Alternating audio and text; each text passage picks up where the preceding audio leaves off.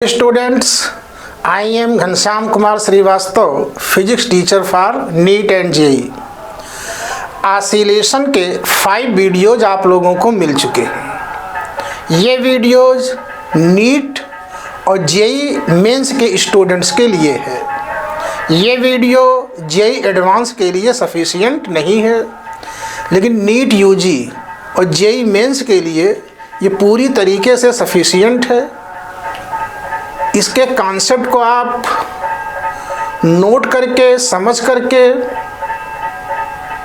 Questions को आसानी से सॉल्व कर सकते हैं। 5th वीडियो के लास्ट में कंजर्वेशन ऑफ मैकेनिकल एनर्जी के बारे में मैं आपको बता रहा था। तो अब इस नए वीडियो की स्टार्टिंग मैं कंजर्वेशन ऑफ मैकेनिकल एनर्जी से ही कर रहा हूँ। आप ध्यान से सुने। अगर कोई बॉडी सिंपल हार्मोनिक मोशन में है तब बॉडी के ऊपर एक्ट होने वाले फोर्स केवल और केवल कंजर्वेटिव फोर्स होते हैं। सिंपल हार्मोनिक मोशन में बॉडी के ऊपर कोई भी नॉन कंजर्वेटिव फोर्स एक्ट नहीं होता है। और आप कंजर्वेशन ऑफ मैकेनिकल एनर्जी में पढ़ा है कि in absence of non conservative forces total mechanical energy of particle remains constant. तो ये कंडीशन सिंपल हार्मोनिक मोशन के केस में एप्लीकेबल हो रही है। चूंकि यहाँ पर कोई भी नॉन कंजर्वेटिव फोर्स नहीं है, इसीलिए बॉडी की टोटल मैकेनिकल एनर्जी कांस्टेंट रहेगी। इसको आप डायग्राम से देखें तो आपको ज़्यादा क्लियर होगा। मैंने ऑसिलेशन को डायग्राम से शो किया है। एक बॉडी मीन पोजीशन के दोनों ओर सिंपल हार्मोनिक मोशन कर रही है। कोई नॉन कंजर्वेटिव फोर्स है नहीं, इसलिए टोटल मैकेनिकल एनर्जी कांस्टेंट है। कांस्टेंट होने की फिजिकल मीनिंग ये है कि मोशन के हर टाइम पर टोटल मैकेनिकल एनर्जी सेम होगी। Means total mechanical energy time के अकॉर्डिंग चेंज नहीं होगी और सभी पोजीशन पर टोटल मैकेनिकल एनर्जी सेम होगी। सपोज करो आपको किसी तरीके से ये पता चल गया कि इस पोजीशन पर टोटल मैकेनिकल एनर्जी 100 जूल है, तो फिर आपको दूसरे पोजीशन पर टोटल मैकेनिकल एनर्जी कैलकुलेट करने की ज़रूरत नहीं है, क्योंकि जो टोटल मैकेनिकल एनर्जी एक पोजीशन पर होगी वही सारे पोजीशंस पर होगी। तो अब हम इन पॉइंट्स को एक एक करके लिख रहे हैं। और जैसा कि मैंने आप लोगों से कहा था कि आप इसको क्लासरूम के पैटर्न पर ही पढ़ेंगे। पेन पेपर लेकर के बैठेंगे जब आप वीडियो देखेंगे और नोट्स लिखेंगे। जब तक आप लिखेंगे नहीं तब तक आप कभी सीख नहीं सकते। वैसे बोलने को कोई भी बोल दे कि आप ये देख लीजिएगा, वो बुक्स देखिएगा, लेकिन जब तक आप खुद नहीं लिखेंगे तब तक चीज़ें आपको क्लियर नहीं होंगी। तो आप देखें, पॉइंट वाइज आपको नोट करना है। तो यहाँ पर ये है total mechanical energy. Total mechanical energy remains constant, means total mechanical energy must be equal at every position. अब आपने ये देखा, हम टोटल मैकेनिकल एनर्जी को कैपिटल ई से डिनोट करते हैं। तो कैपिटल ई इज कांस्टेंट। अगर आप कैपिटल ई को पोजीशन एक्स के रिस्पेक्ट में डिफरेंशिएट करें तो ये 0 होगा, क्योंकि टोटल मैकेनिकल एनर्जी पोजीशन के अकॉर्डिंग चेंज नहीं हो रही है। दूसरी बात, ई को अगर आप टाइम के रिस्पेक्ट में डिफरेंशिएट करेंगे तब भी 0 होगा, क्योंकि कैपिटल ई ना तो टाइम के साथ चेंज हो रही है और ना पोजीशन के साथ चेंज हो रही है। यहाँ पर एक ग्राफ भी आप लोगों से पूछा जाता है। चलो हम एक्स एक्सिस पर पोजीशन लेते हैं, वाई एक्सिस पर टोटल एनर्जी ले लेते हैं। इस ग्राफ में एक्स एक्सिस पर टाइम है, वाई एक्सिस पर मैंने टोटल मैकेनिकल एनर्जी ले लिया है। तो ई पोजीशन के साथ भी कांस्टेंट है, इसलिए ग्राफ स्ट्रेट लाइन होगा और एनर्जी एक्सिस के परपेंडिकुलर होगा। ई टाइम के साथ भी कांस्टेंट है, इसलिए ग्राफ यहाँ पर भी स्ट्रेट होगा और टोटल एनर्जी के परपेंडिकुलर होगा। हो सकता है कुछ लोग पहली बार वीडियो देख रहे हो, तो यहाँ पर एक कॉन्सेप्ट है, हम आपको समझाए देते हैं, ध्यान से देखें। जब आप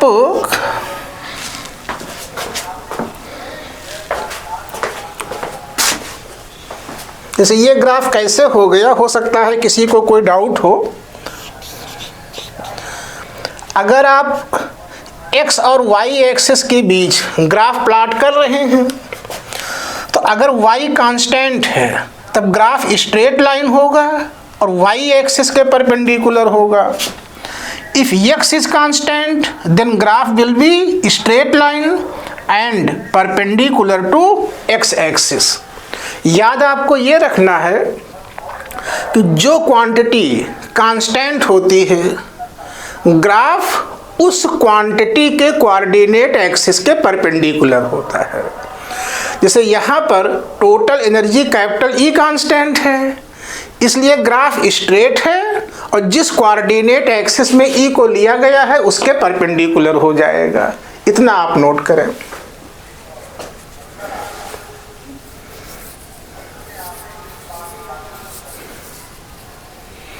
अब आप दूसरा पॉइंट देखें।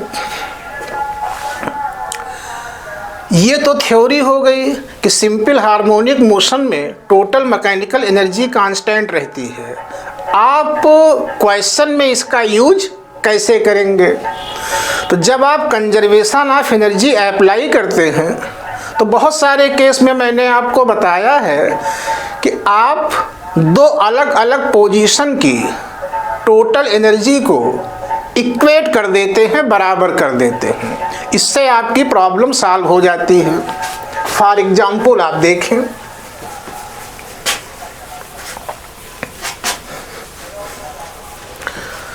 जैसे बॉडी सिंपल हार्मोनिक मोशन में है, हम एक पोजीशन P ले लेते हैं, एक दूसरी पोजीशन Q ले लेते हैं। आप अपने अकॉर्डिंग ये भी सपोज कर सकते हैं कि ये इनिशियल पोजीशन है और ये फाइनल पोजीशन है। सपोज करो P पर बहुत सारी इंफॉर्मेशन आपको दी हुई है और Q पर कोई क्वांटिटी आप लोगों से पूछी गई है। तो जब आप अप्लाई करेंगे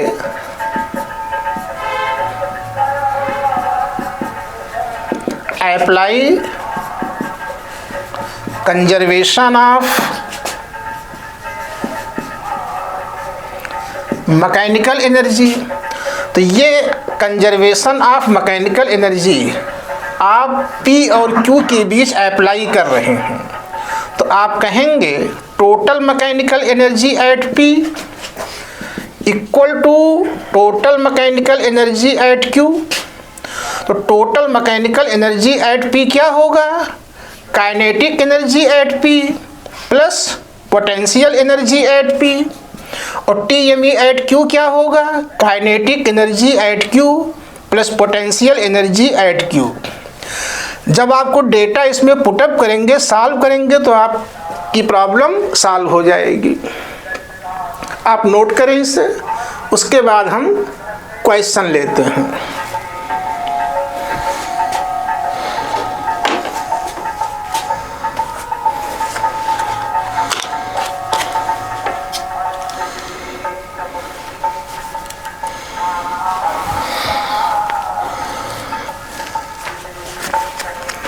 क्वेश्चन हम मॉड्यूल से ही लेते हैं।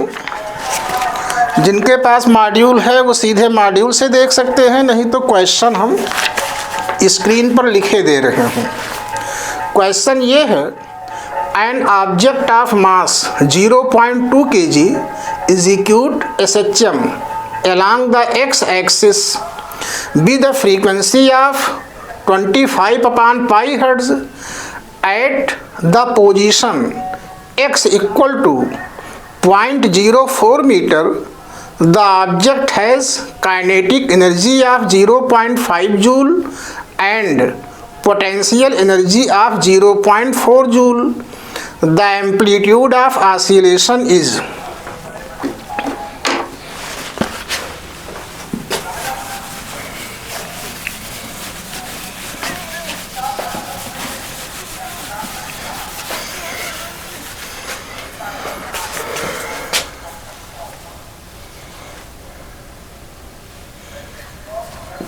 क्वेश्चन है,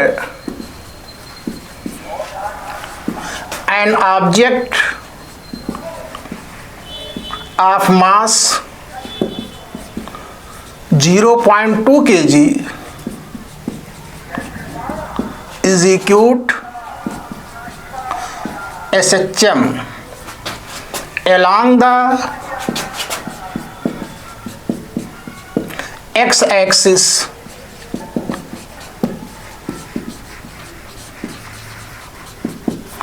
with a frequency of 25/pi Hz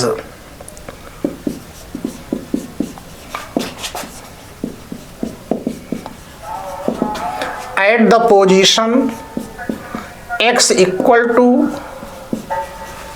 0.04 meter. The object has kinetic energy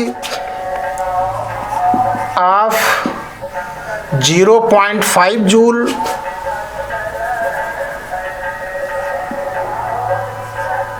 sorry 0.05 joule and potential energy 0.04 joule.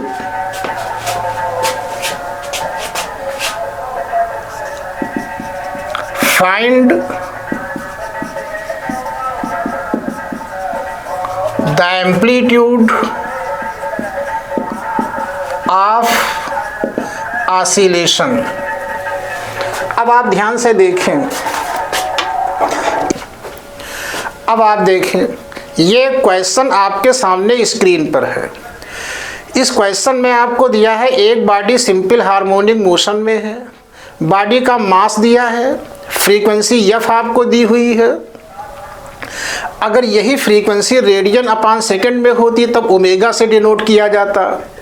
Same position पर काइनेटिक और पोटेंशियल एनर्जी आपको दी हुई है, एम्पलीट्यूड ऑफ ऑसिलेशन आपसे पूछा गया है। अगर आपको सेम पोजीशन पर काइनेटिक और पोटेंशियल एनर्जी दी हुई है तो इन दोनों का सम टोटल एनर्जी हो जाएगा। अब यम गिवन है, ए पूछा गया है, टोटल एनर्जी आपको दी हुई है, तो इनको कोरिलेट करता हुआ फार्मूला यही होता है 1/2m ओमेगा स्क्वायर ए स्क्वायर। अब आप वैल्यू पुटअप करें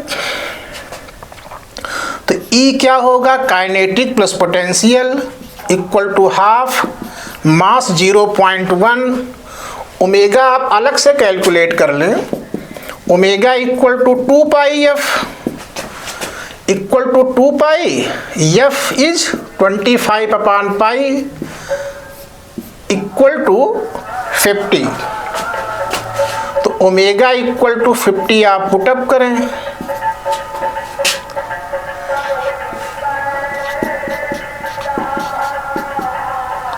मास 0.2 दिया हुआ है तो ये हुआ 0.1 into 2500 into A square, 0.9 equal to 250 A square implies that a square equal to 0.9/250 equal to 9/2500, hence A equal to 3/50 equal to 0.06 metre. आप नोट करें इसे।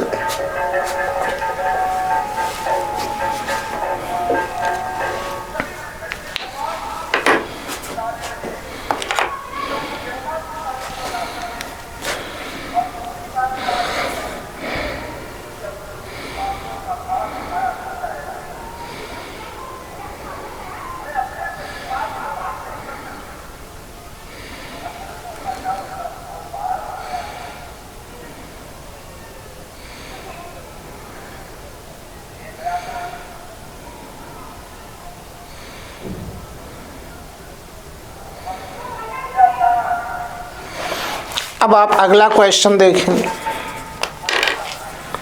एक क्वेश्चन हम और लेते हैं।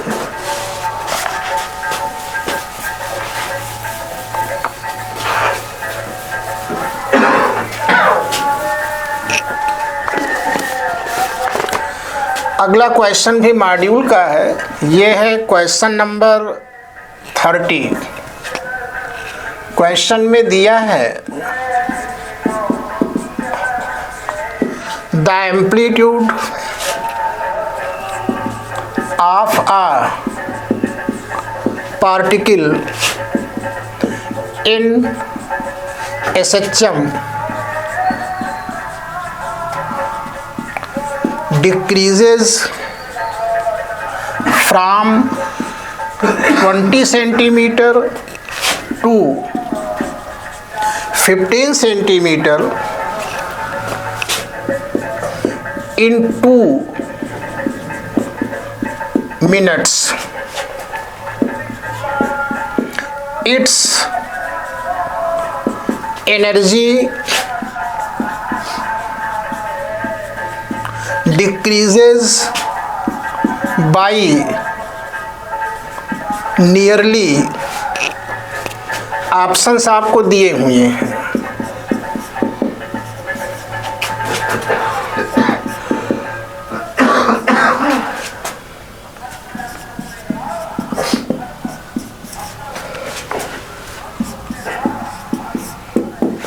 आप नोट करें क्वेश्चन।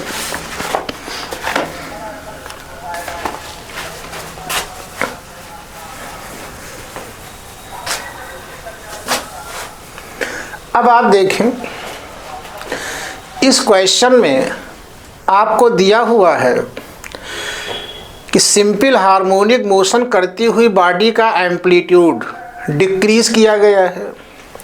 तो ये बताओ उसकी एनर्जी में परसेंटेज डिक्रीज क्या होगा। आप याद करिए, लॉज ऑफ मोशन के चैप्टर में जब मैं आपको लीनियर मोमेंटम के बारे में बता रहा था तो उसी के एप्लीकेशन में मैंने बताया था कि परसेंटेज इंक्रीज और परसेंटेज डिक्रीज का कैलकुलेशन कैसे किया जाता है। मैंने वहाँ पर आपको बताया था कि ये कॉन्सेप्ट यूनिवर्सल हैं, आप कहीं पर भी अप्लाई कर सकते हैं। तो आप देखें, आपसे पूछा गया है percentage decrease in energy. Question में एक चीज़ पर आप लोग हमेशा ध्यान दिया करें, क्या दिया है, क्या पूछा जा रहा है और इन दोनों के बीच कौन सा फार्मूला इन्वॉल्व होता है। तो क्वेश्चन में दिया है the amplitude of a particle in SHM decreases from 20 centimetre to 15 centimetre in 2 minutes. Its energy decreases by. तो एक ऑसिलेशन करती हुई बॉडी का इनिशियल एम्पलीट्यूड दिया है, फाइनल एम्पलीट्यूड दिया है और टाइम भी दिया है और परसेंटेज डिक्रीज इन एनर्जी आप लोगों से पूछा गया है। अब आप जानते हैं कि परसेंटेज डिक्रीज इन एनर्जी, इसका जनरल फार्मूला हमने बताया था कि decrease in energy upon initial energy into 100। ये कॉन्सेप्ट यूनिवर्सल है। किसी भी क्वांटिटी का परसेंटेज डिक्रीज अगर आपसे पूछा गया है, इसका फार्मूला होता है decrease in quantity upon initial value of quantity into 100।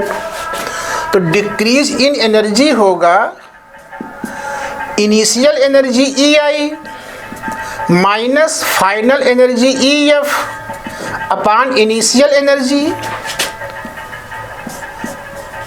Into 100 equal to 1 minus E final upon E initial into 100। अब ये सॉल्व तभी हो सकता है जब आप फाइनल और इनिशियल एनर्जी का रेशियो कैलकुलेट करें। इसके लिए आप एनर्जी का फार्मूला यूज करेंगे और total energy means total energy.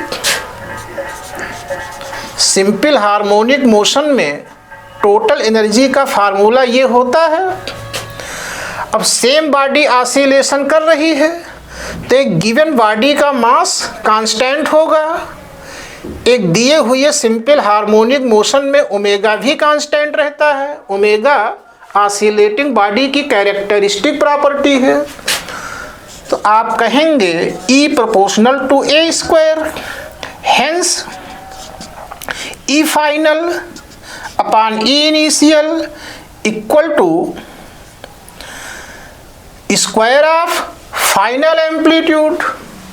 तो फाइनल एम्पलीट्यूड आपका ये है 15, इनिशियल एम्पलीट्यूड इज 20।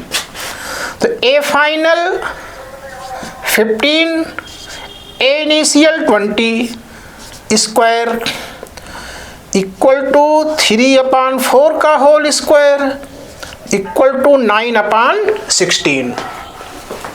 तो यही वैल्यू आप यहाँ पर पुट करें तो equal to 1 minus 9/16 into 100 equal to 700/16।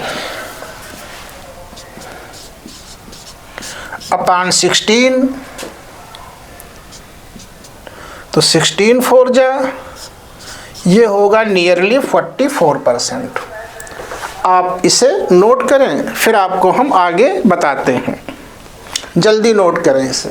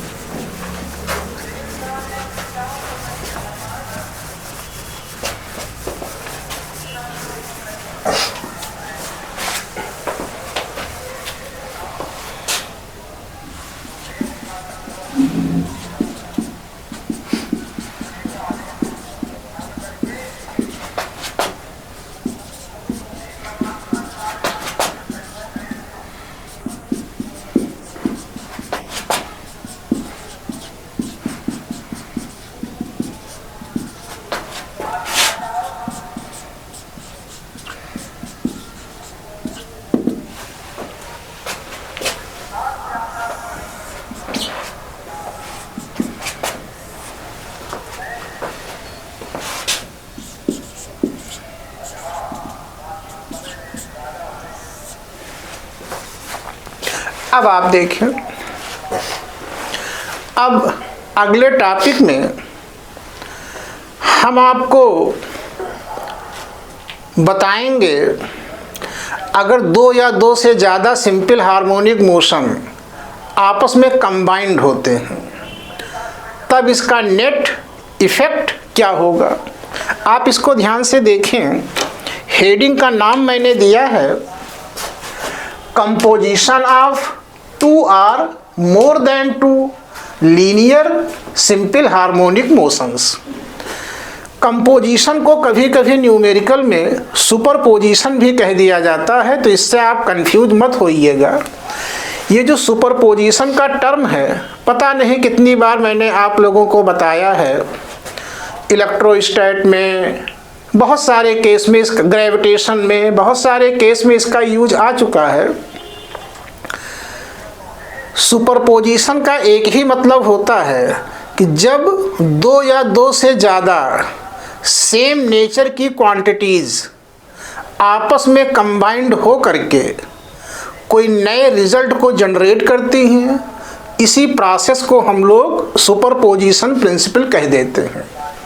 तो अब आप ये पढ़ेंगे, अगर दो या दो से ज़्यादा लीनियर सिंपल हार्मोनिक मोशन आपस में मिलते हैं तब इसका नेट इफ़ेक्ट क्या होगा।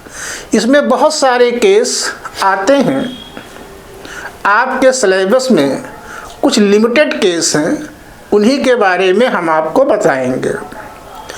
केस 1 में हम लेते हैं, अगर आप दो सिंपल हार्मोनिक मोशन ले लें, अगर आप दो सिंपल हार्मोनिक मोशन ले लें जिनका ओमेगा इक्वल हो, सेम डायरेक्शन में सेम बॉडी पर एक्ट हो। हम थोड़ा डायग्राम से आपको समझा रहे हैं, उससे आपको थोड़ी क्लैरिटी आ जाएगी।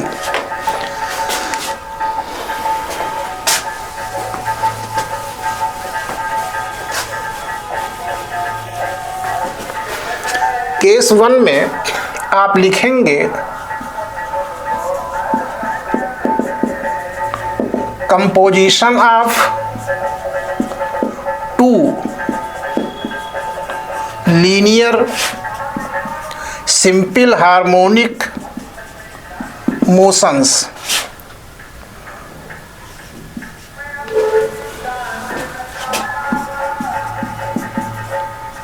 हैविंग इक्वल ओमेगा एंड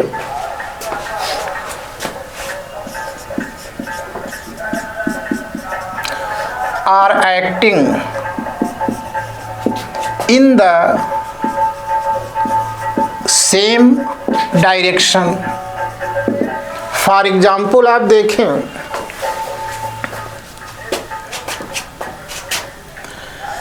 हम मान लेते हैं कि ये एक बॉडी है, ये कोई बॉडी है, ऑब्जेक्ट है।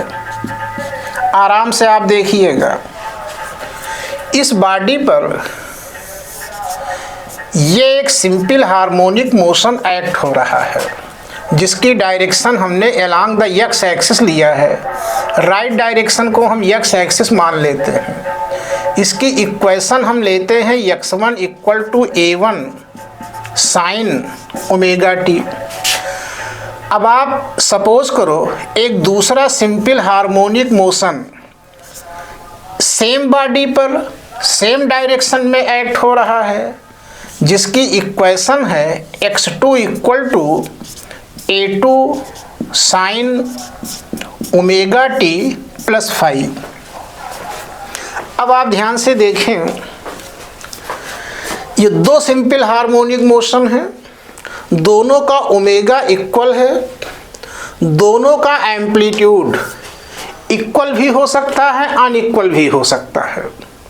सेम बॉडी पर सेम डायरेक्शन में एक्ट हो रहे हैं।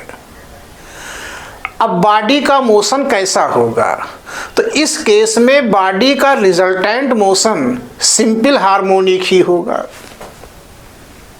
कंडीशन ध्यान रखिएगा, दोनों एसएचएम सेम डायरेक्शन में है, दोनों का ओमेगा सेम हो। एम्पलीट्यूड का इक्वल होना नेसेसरी नहीं है, वो इक्वल हो भी सकते हैं, इक्वल नहीं भी हो सकते हैं। तो इस केस में बॉडी का रिजल्टेंट मोशन सिंपल हार्मोनिक ही होगा। क्वेश्चन ये है कि रिजल्टेंट एसएचएम के लिए डिस्प्लेसमेंट x और टाइम t के बीच इक्वेशन क्या होगी। तो रिजल्टेंट डिस्प्लेसमेंट इन दोनों डिस्प्लेसमेंट के सम के इक्वल होगा। आप कहेंगे x1 प्लस x2। थोड़ा आप देखें,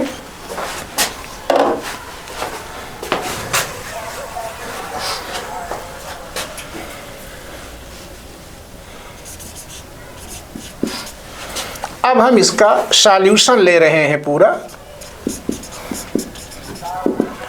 तो सॉल्यूशन में पहला पॉइंट तो यही है कि resultant motion must be SHM।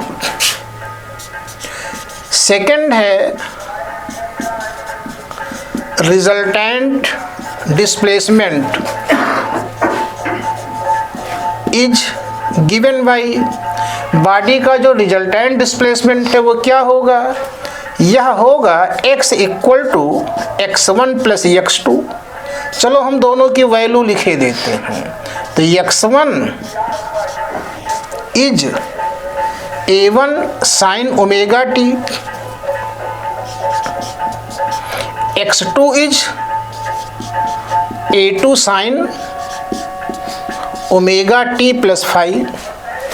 अब आपसे कहा गया इन दोनों को ऐड करो, तो ये कोई नंबर तो है नहीं कि आप आसानी से ऐड कर देंगे, ये तो इक्वेशंस हैं। इसमें आप क्या कर सकते हैं, बस आप प्लस का साइन अप्लाई करके लिख देंगे। हालांकि इनकी सॉल्विंग कोई टफ नहीं होती है, लेकिन ये प्योरली मैथ की ब्रांच है।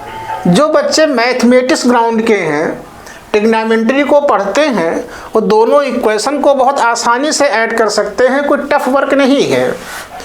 लेकिन आपके लिए न्यूमेरिकल पर्पस के लिए उसको जानने की कोई ज़रूरत ही नहीं है। आपको बस ये याद रखना पड़ेगा कि इन दोनों को ऐड करने के बाद रिजल्टेंट इक्वेशन क्या होगी। तो यहाँ रिजल्टेंट इक्वेशन होगी x equal to R sine omega t plus theta.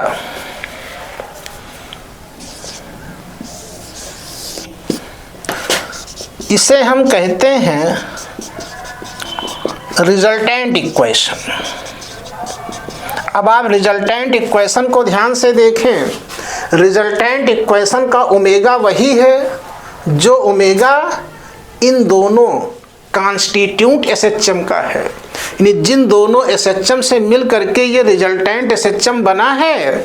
तो रिजल्टेंट एसएचएम का ओमेगा 2 ओमेगा नहीं हो गया है, वही है जो उन दोनों का है। रिजल्टेंट एसएचएम का एम्पलीट्यूड आर है और रिजल्टेंट एसएचएम का इनिशियल फेज थीटा है। अब आर और थीटा को आप कैलकुलेट कैसे करेंगे, यही आपको हमें यहाँ बताना है। आप इसे नोट करें, फिर आपको हम बताते हैं।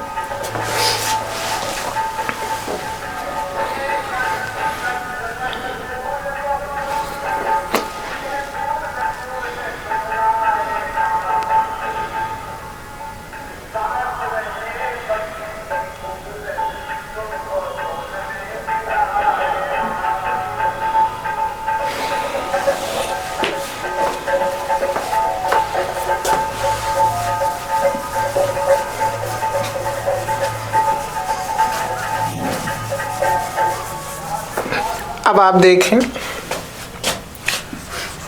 R is amplitude of resultant SHM, theta is initial phase of resultant SHM. अब समझना आपको ये है कि आर और थीटा को आप कैलकुलेट कैसे करेंगे। तो ध्यान से सुने, आप पहले सिंपल हार्मोनिक मोशन के एम्पलीट्यूड को पहला वेक्टर, दूसरे सिंपल हार्मोनिक मोशन के एम्पलीट्यूड को दूसरा वेक्टर, और उन दोनों के बीच जो फेज का डिफरेंस है वही उन दोनों के बीच का एंगल हो जाएगा। और आर को कैलकुलेट करने के लिए आप addition of more than 2 vector का कॉन्सेप्ट अप्लाई करेंगे। एक बार आप फिर ध्यान से सुने। फर्स्ट एसएचएम के एम्पलीट्यूड A1 को फर्स्ट वेक्टर, सेकेंड एसएचएम के एम्पलीट्यूड A2 को सेकेंड वेक्टर, और दोनों एसएचएम के बीच जो फेज का डिफरेंस है फाई, यही A1 और A2 दोनों वेक्टरों के बीच का एंगल हो जाएगा। आपको हम समझा रहे हैं, आप देखें। आप कहेंगे vector R equal to A1 vector A1 plus vector A2। A1 और A2 के बीच का एंगल वही है जो दोनों SHM के बीच का फेज डिफरेंस है।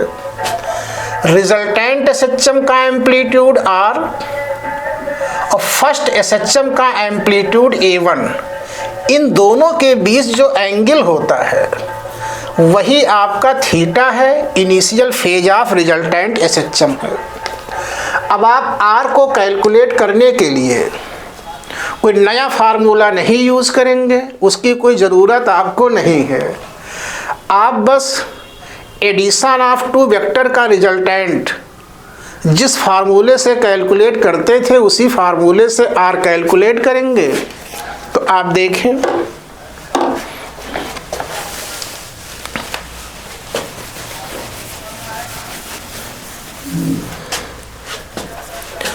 आप कहेंगे R equal to square root A1 square plus A2 square plus 2A1 A2 cos phi. और एडिशन ऑफ टू वेक्टर का नोट्स आप जा करके देखिएगा। रिजल्टेंट वेक्टर और फर्स्ट वेक्टर के बीच का एंगल थीटा जब tan में आप लिखते थे तो हमने क्या बताया था, जब आप R और A1 के बीच एंगल लेंगे तो इन दोनों को छोड़ दें। सेकंड वेक्टर क्या है, A2। मैंने बताया था A2 sin phi upon A1 plus A2 cos phi. बहुत सारी गाइडों में क्योंकि एडिशन ऑफ टू वेक्टर का रूल अप्लाई किया गया है तो लॉ ऑफ पैरेललोग्राम भी तो आप बना सकते हैं, बिल्कुल बना सकते हैं, अभी हम बना भी देंगे। लेकिन आप लोगों में जिस तरीके के न्यूमेरिकल पूछे जाते हैं उसमें इसकी कोई ज़रूरत नहीं पड़ती है। यहाँ पर एक डाउट आता है, आप जो सोच सकते हैं, कह सकते हैं कि सर एम्पलीट्यूड तो स्केलर है, फिर आपने वेक्टर रूल से क्यों ऐड किया है। बात बिल्कुल सही है, एम्पलीट्यूड स्केलर ही है तो फिर वेक्टर रूल अप्लाई क्यों किया गया है, यह आप ध्यान से सुने। जब आप ट्रिग्नोमेट्री की दोनों इक्वेशन को ऐड करते हैं तो ट्रिग्नोमेट्री के मेथड से लंबे कैलकुलेशन के बाद R की जो फाइनल वैल्यू आपको मिलती है ये वही मिल सकती है अगर A1 और A2 को वेक्टर माना जाए और उन दोनों के बीच का एंगल फाई माना जाए। तो ये केवल सॉल्विंग को आसान करने के लिए या कह लो सॉल्विंग को शॉर्ट में समझाने के लिए नीट में, जेई में 10+2 सिस्टम में फॉलो किया जाता है। बाकी एम्पलीट्यूड स्केलर ही है, केवल ट्रिग्नोमेट्री वाला कैलकुलेशन वही कर सकता है जिसकी मैथमेटिकल ब्रांच है।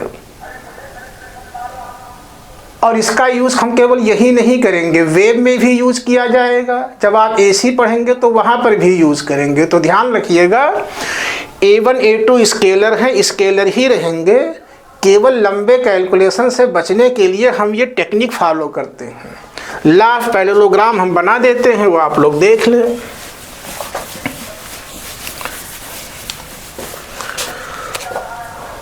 तो हम सपोज करते हैं ये एम्पलीट्यूड ऑफ फर्स्ट SHM है, ये amplitude of second SHM A2, इन दोनों के बीच का एंगल फाई है।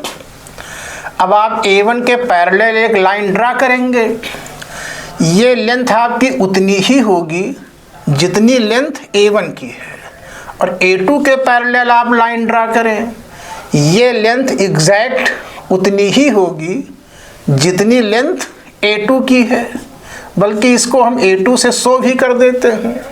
अब बाकी नोट्स आप देखिएगा, यह डायगोनल रिजल्टेंट वेक्टर को डिनोट करता है और R A1 से जो एंगल फॉर्म करेगा वही इनिशियल फेज होता है। अब आप ध्यान से देखें,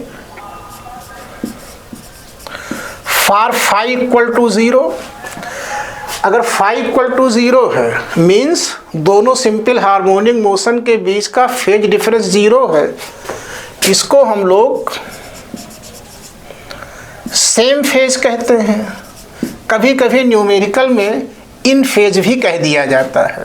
तो फाई इक्वल टू 0 पुट करेंगे तो ये होगा are equal to A1 plus A2। अगर आप भूल गए हो तो आप एडिशन ऑफ टू वेक्टर का नोट्स देखिएगा। हम यहाँ डेरिवेशन में नहीं जाएंगे, बस वही सारे पॉइंट दोबारा लिखे देते हैं। और ये आर की मैक्सिमम वैल्यू होगी।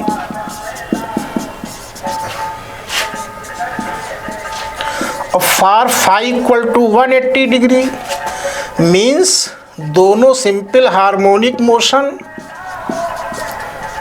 अपोजिट फेज में है। Then R equal to A1 difference A2 और ये आर की मिनिमम वैल्यू है। और इस कंडीशन में अगर A1 इक्वल टू A2 हो गया then R minimum equal to 0 हो जाएगा। अगर दो simple harmonic motion opposite phase में है और दोनों का एम्पलीट्यूड भी इक्वल है तो आर मिनिमम इक्वल टू 0 होगा। और आप देखें फार फाई इक्वल टू 90 डिग्री, इसका ये मतलब नहीं है कि दोनों सिंपल हार्मोनिक मोशन एक दूसरे के परपेंडिकुलर हैं। दोनों एसएचएम सेम डायरेक्शन में हैं, दोनों के बीच फेज का डिफरेंस केवल 90 डिग्री है। तो then R equal to square root A1 square plus A2 square. ये थोड़ा यहाँ पर ज़्यादा इम्पॉर्टेंट है, आप लोगों से पूछा जाता है। और आप देखें if A1 equal to A2 suppose करो इक्वल टू A है, मान लो A1 equal to A2 equal to A, then R equal to 2A cos 5/2। अगर आप भूल गए हो तो ये सब addition of more than two vector में जो एप्लीकेशंस हमने बताए थे उसी को मैंने दोबारा लिख दिया है। यहाँ पर इन सभी का यूज आता है, आप लोगों से क्वेश्चंस पूछे जाते हैं, आप नोट करें इसे।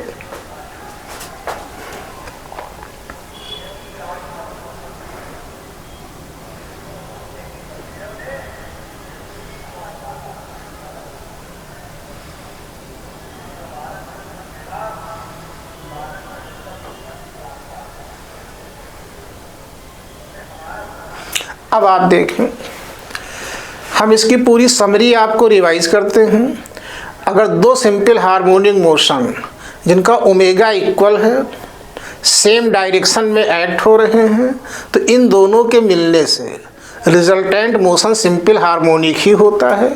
उसका ओमेगा वही होगा जो ओमेगा दोनों एसएचएम का है। रिजल्टेंट सिंपल हार्मोनिक मोशन की दो चीज़ें चेंज हो जाती हैं, आर चेंज हो जाएगा और थीटा चेंज होगा।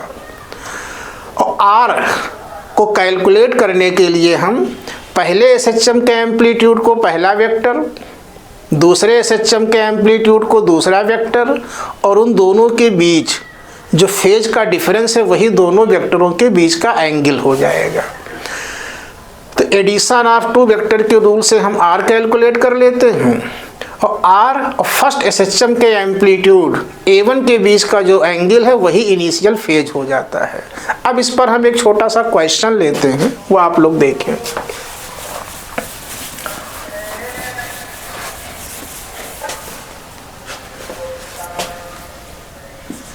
क्वेश्चन है find amplitude of following SHM। Amplitude ही क्यों इनिशियल फेज भी लिखने, फाइंड एम्पलीट्यूड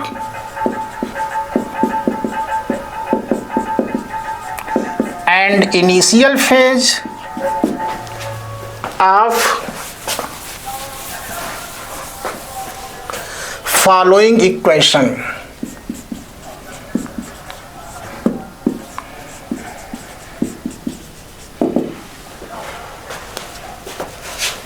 आप नोट करें इसे।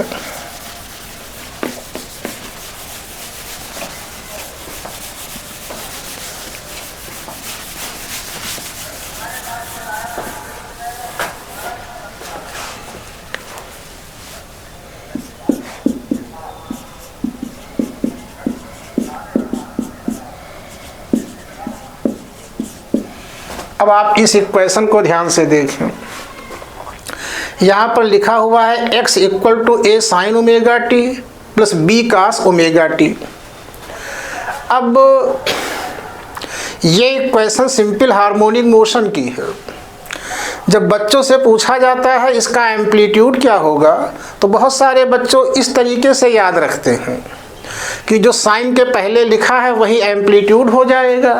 तो कुछ बच्चे कहेंगे सर एम्पलीट्यूड ए है, कुछ लोग कहेंगे सर इसका एम्पलीट्यूड बी है। ये गलत हो जाएगा। साइन या कास के पहले जो होता है वो एम्पलीट्यूड होता है, लेकिन इक्वेशन स्टैंडर्ड फॉर्म में हो।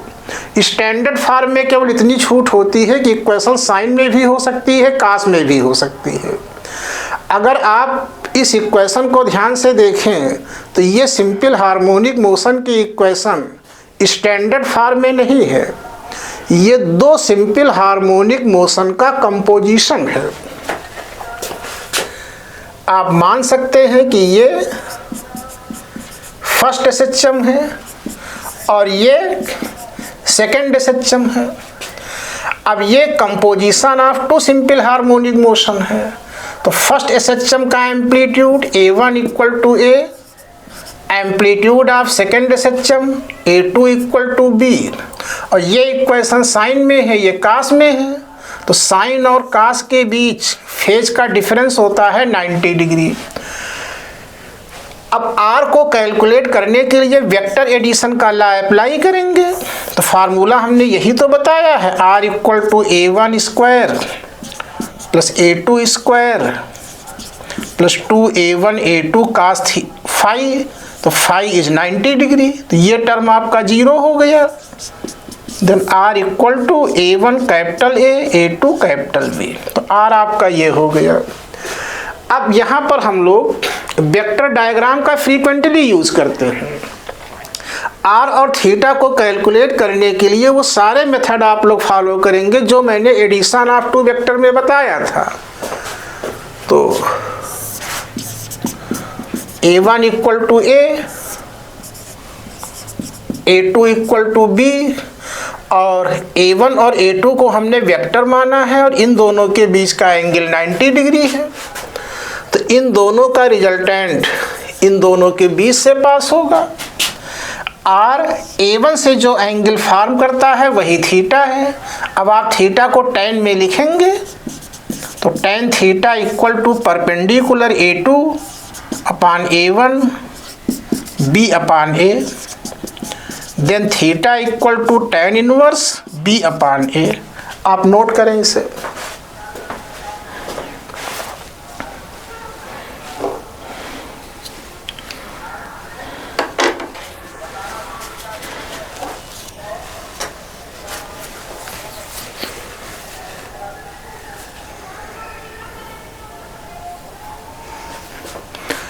अब आप ध्यान से देखें, ये बड़ा कॉमन क्वेश्चन है, अक्सर आप लोगों से पूछा जाता है।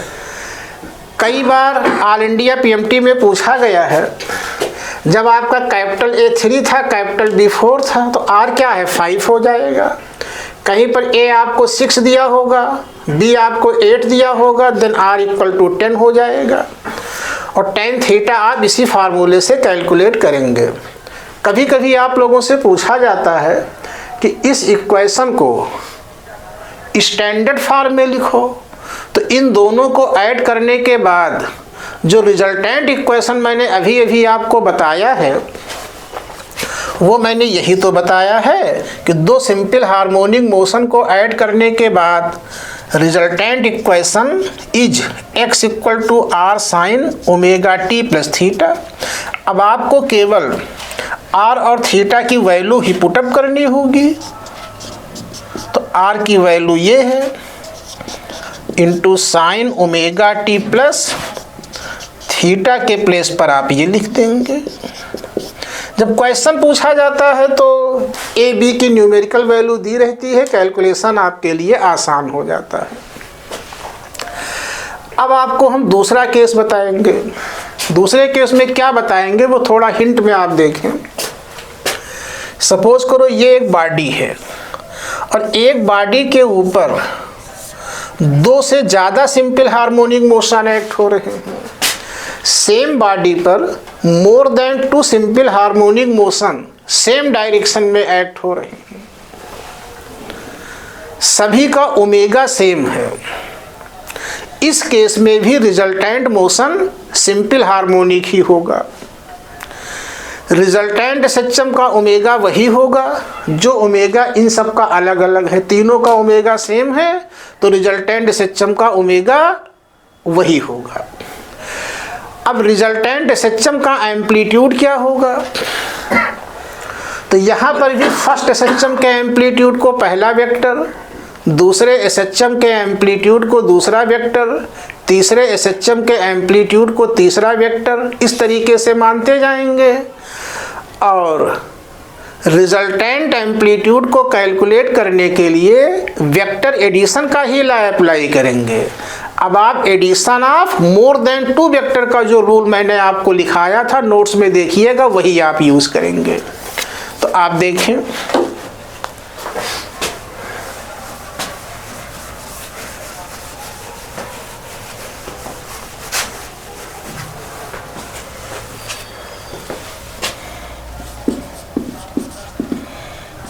केस 2, इसमें आप नोट करेंगे composition of more than 2 linear simple harmonic motions.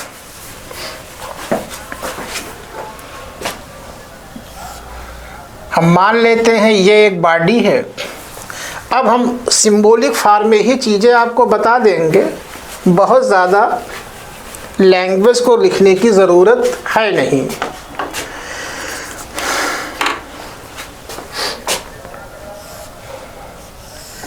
तो ये एक बॉडी है, ये फर्स्ट एसएचएम है, इक्वेशन आपको लिखनी पड़ेगी x1 = a1 sin omega T.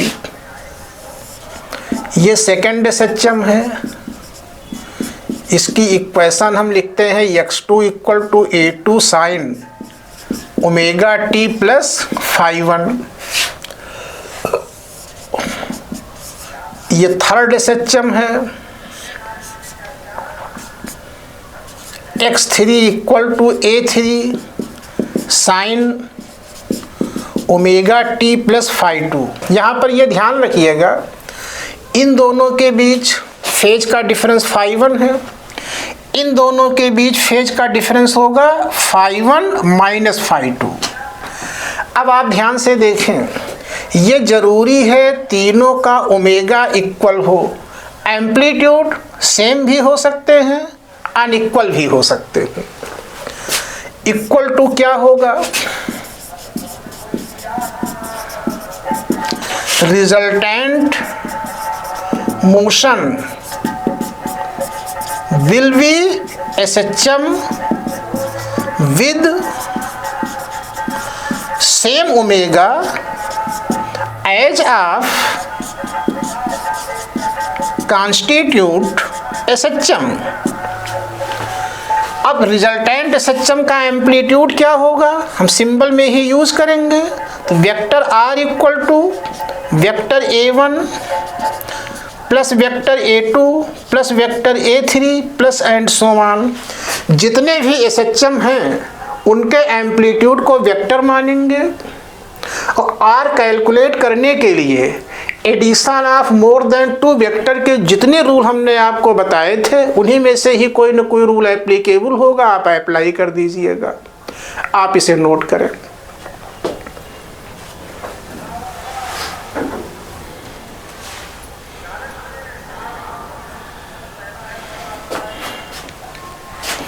एक क्वेश्चन मॉड्यूल में है, उससे काफ़ी क्लैरिटी आ जाएगी। वो क्वेश्चन हम लिख रहे हैं, आपको बता रहे हैं।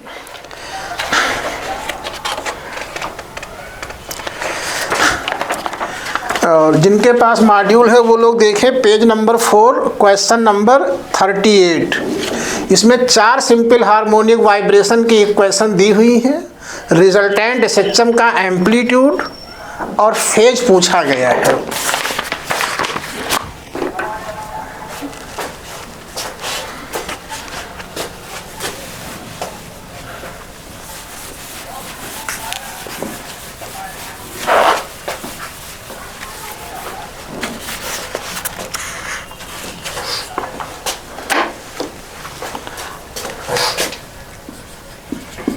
Question 38 is 4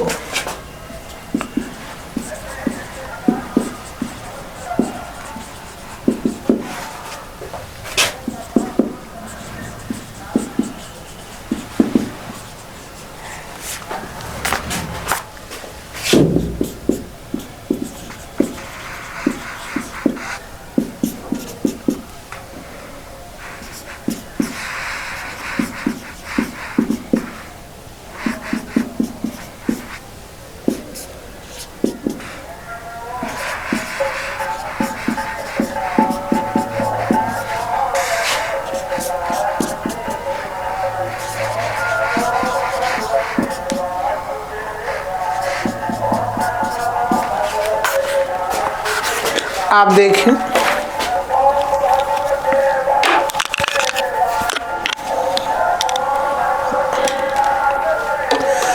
देखें, इस क्वेश्चन में ये 4 सिंपल हार्मोनिक वाइब्रेशंस की इक्वेशन दी हुई हैं। इस क्वेश्चन में डिस्प्लेसमेंट को x कोऑर्डिनेट से नहीं बल्कि y कोऑर्डिनेट से डिनोट किया गया है, तो नो प्रॉब्लम। लेकिन चारों डिस्प्लेसमेंट को y कोऑर्डिनेट से ही डिनोट किया गया है, क्योंकि चारों SHM के डिस्प्लेसमेंट को y कोऑर्डिनेट से डिनोट किया गया है, तो ये इंडिकेट करता है कि चारों की डायरेक्शन सेम है। सभी में t का मल्टीपल ओमेगा है, मीन्स सभी का ओमेगा सेम है। तो केस 2 में जो कंडीशंस मैंने बताई थी वो एप्लीकेबल हो रही है। अगर ये चारों simple harmonic motion super impose कर जाएं या कह लो कंपोज हो जाएं, कुल मिलाकर मतलब है आपस में मिल जाएं, तो रिजल्टेंट मोशन SHM ही होगा। रिजल्टेंट SHM का एम्पलीट्यूड क्या होगा? चारों SHM के एम्पलीट्यूड के वेक्टर सम के इक्वल होगा। अब सवाल ये है कि फर्स्ट SHM का एम्पलीट्यूड 8, सेकंड का 4, थर्ड का 2 और फोर्थ का इसका कोएफिशिएंट 1 है तो 1 होगा। हम कैसे कैलकुलेट करेंगे? तो जब भी 2 से ज़्यादा वेक्टरों को ऐड करना होता है तो आप सीधे सीधे डायग्राम ही तो बनाते हैं। आप डायग्राम बना लें और ध्यान से देखें, सेकंड वाला SHM पहले से कितना लीड कर रहा है? π/2। आप सेकंड और थर्ड के बीच देखें, इन दोनों के बीच फेज का डिफरेंस क्या होगा? π - π/2 मीन्स π/2 होगा। थर्ड और फोर्थ के बीच फेज का डिफरेंस कितना है? π/2 है। इसका मतलब ये है कि ये एम्पलीट्यूड इससे 90 डिग्री आगे होगा, थर्ड वाले का एम्पलीट्यूड सेकंड से 90 डिग्री का एंगल बनाएगा, फोर्थ का एम्पलीट्यूड थर्ड से 90 डिग्री का एंगल बनाएगा। आप डायग्राम से देखें, आपको क्लियर हो जाएगा।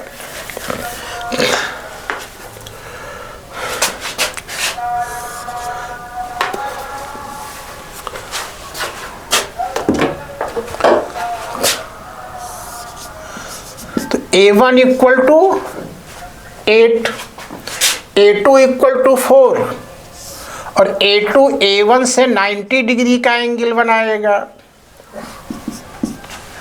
A3 की वैल्यू 2 है और ये सेकंड से 90 डिग्री का एंगल बनाएगा। तो A3 जो है A2 से 90 डिग्री का एंगल फॉर्म करेगा और A3 की वैल्यू 2 है।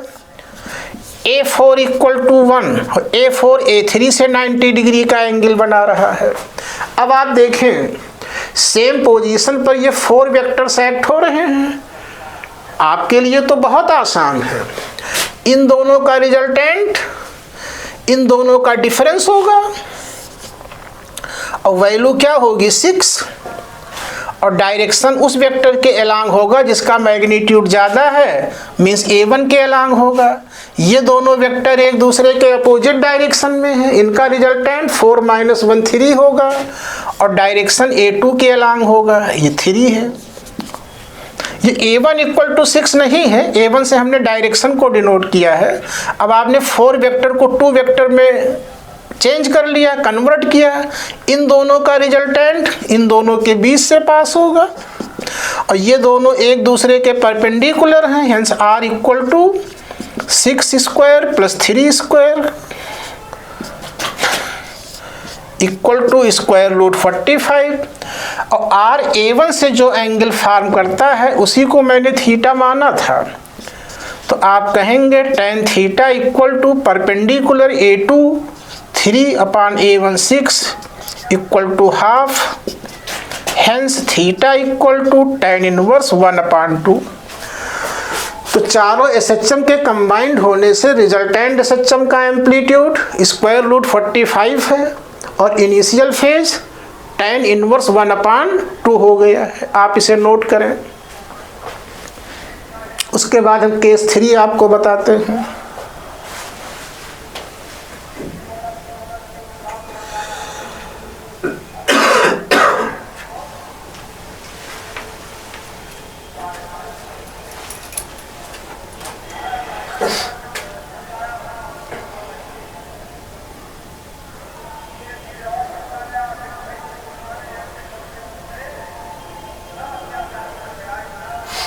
अब आप देखें case 3।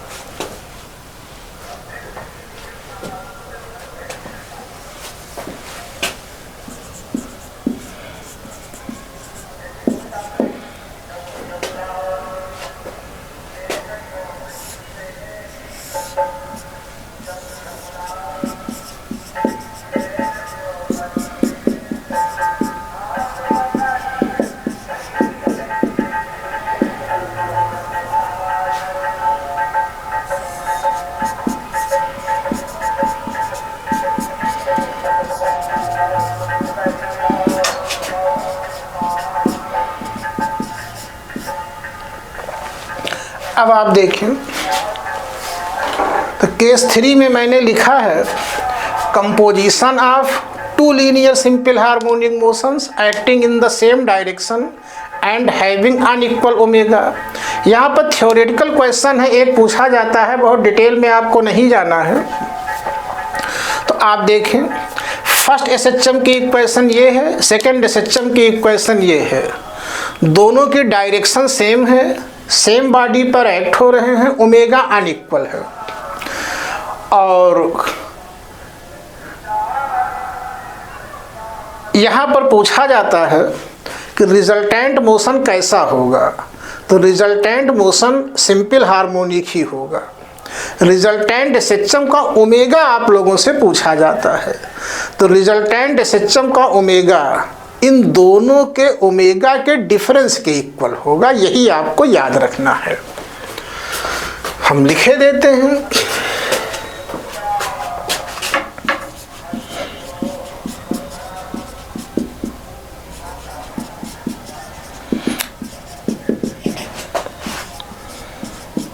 resultant motion will be SHM and omega equal to omega 1 difference omega 2।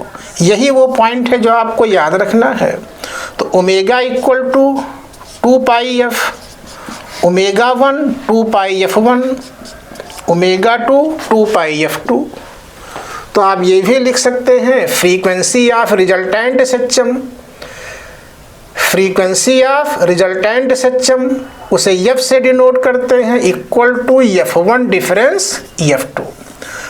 तो रिजल्टेंट SHM की फ्रीक्वेंसी दोनों SHM की फ्रीक्वेंसी के डिफरेंस के इक्वल होता है। अब आप इसको टाइम पीरियड में लिखें तो 1/T equal to 1/T1 difference 1/T2। Solve करिएगा, T equal to T1 T2 upon T1 difference T2। अब एक क्वेश्चन आप लोगों से पूछा गया है, if T1 equal to 4 second और T2 इक्वल टू 3 सेकेंड, तो बताओ रिजल्टेंट SHM का टाइम पीरियड क्या होगा। तो दो simple harmonic motion same direction में एक्ट हुए हैं, एक SHM का टाइम पीरियड 4 सेकेंड है, दूसरे का 3 सेकेंड है। रिजल्टेंट SHM का टाइम पीरियड क्या होगा, आप यही फार्मूला अप्लाई कर देंगे। तो ये होगा T equal to 4 into 3 upon 4 difference 3 equal to 12 second. आप नोट करें इसे।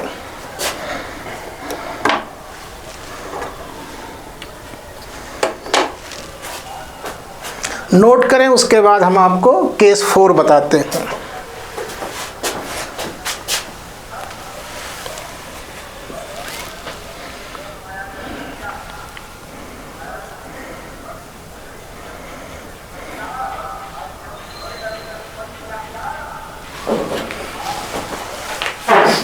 अब आप केस 4 देखें।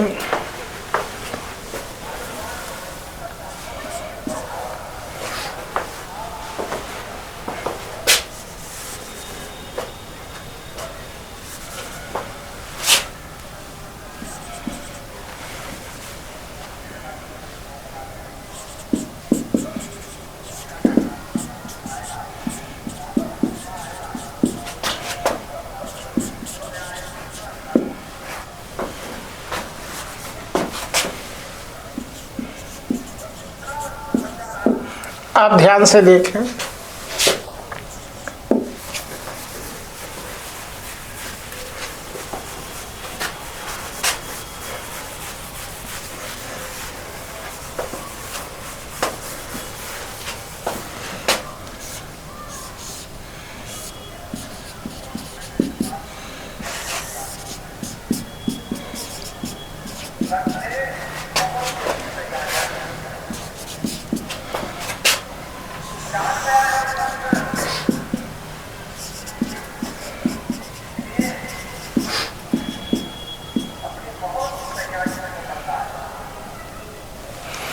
अब आप देखें ध्यान से, केस 4 में हम ये ले रहे हैं composition of two linear simple harmonic motions acting perpendicular to each other and having equal omega.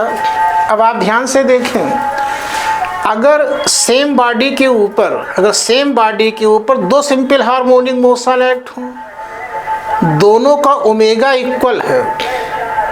ध्यान दें, सेम बॉडी के ऊपर दो सिंपल हार्मोनिक मोशन एक्ट हो रहे हैं, यहाँ पर दोनों का ओमेगा इक्वल है, लेकिन दोनों सेम डायरेक्शन में नहीं है, बल्कि दोनों एक दूसरे के परपेंडिकुलर हैं। तो फर्स्ट SHM को हमने x एक्सिस के अलांग लिया है, दूसरे SHM को y एक्सिस के अलांग लिया है। ध्यान से आप फिर देखें, दोनों SHM सेम बॉडी पर एक्ट हो रहे हैं, दोनों का ओमेगा इक्वल है, लेकिन ये सेम डायरेक्शन में नहीं है, एक दूसरे के परपेंडिकुलर हैं। इस केस में रिजल्टेंट मोशन सिंपल हार्मोनिक नहीं होता है, यहाँ पर कुछ स्पेशल टाइप के कर्व मिलते हैं, जिनको हम लोग लिसाजूज फिगर के नाम से जानते हैं। इन फिगर का यूज कपड़ों की डिजाइनिंग में किया जाता है। कुछ कंडीशंस है जिन पर आप लोगों से सवाल पूछे जाते हैं, वो आपको हम बताए दे रहे हैं।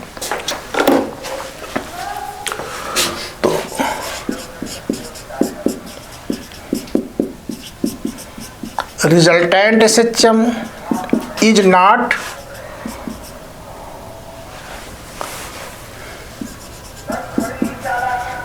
Resultant motion is not SHM।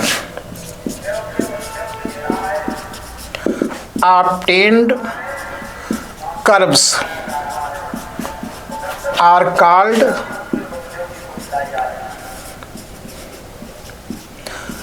Lissajous figure.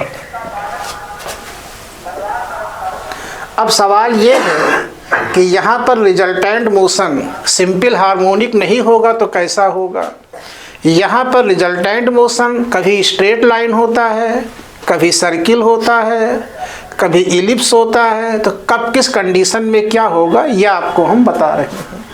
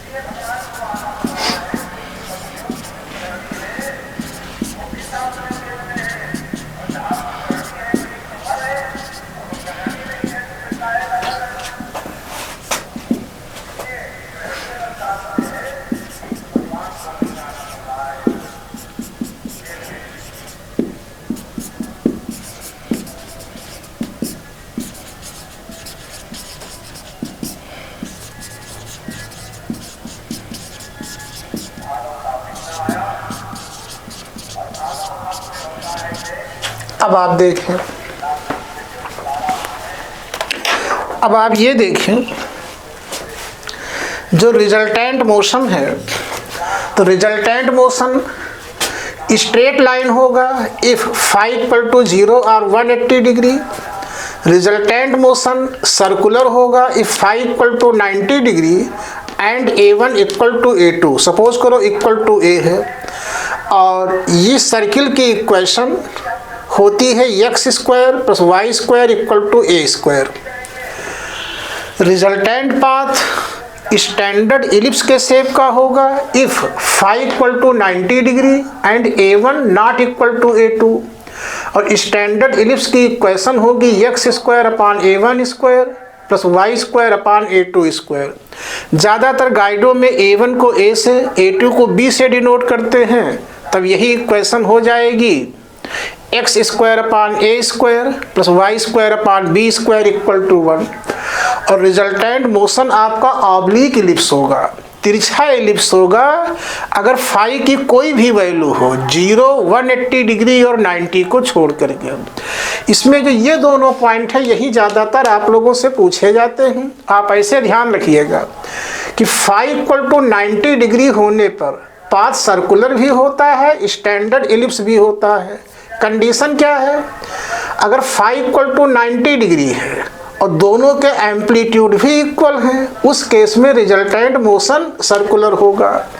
अगर फाई तो 90 डिग्री है लेकिन दोनों एसएचएम के एम्पलीट्यूड अनइक्वल हैं, इस केस में रिजल्टेंट मोशन स्टैंडर्ड इलिप्स होगा। ये थ्योरेटिकल पॉइंट है, पहले बहुत ज़्यादा पूछा जाता रहा है। कंपोजिशन अब भी आप लोगों के सिलेबस में है, तो इस तरीके के क्वेश्चन आपको मिल सकते हैं। तो आज का वीडियो हम यहीं पर फिनिश कर रहे हैं।